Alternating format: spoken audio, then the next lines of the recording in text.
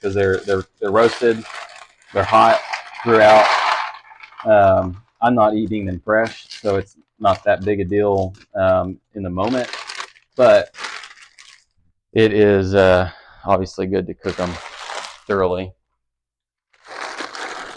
But all I do is I'll put parchment paper down on my pan that doesn't have this vegetable grate on it, and I'll just spread them around. I put a little bit of olive oil on them so they don't get too dry during the baking process. It just makes them look better when they're done, and it's important to have your food look good, especially if it's your meal prep and you're trying to lose weight or you're trying to trim.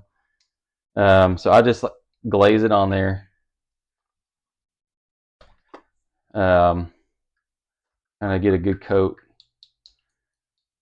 And if you're doing like more bags than what I'm doing here, and there's more layers involved of green beans, so the oil's not quite getting all the way through, that's fine. I'll just put a little extra olive oil on there just to compensate for that. And then all I do is I'll do salt, pepper, and garlic powder to taste. Basically, all I'm doing is I'm just coating. Just do a good coat, especially if it's a thick layer of green beans. It's all going to get mixed together in your meal prep when you're separating it out into your containers.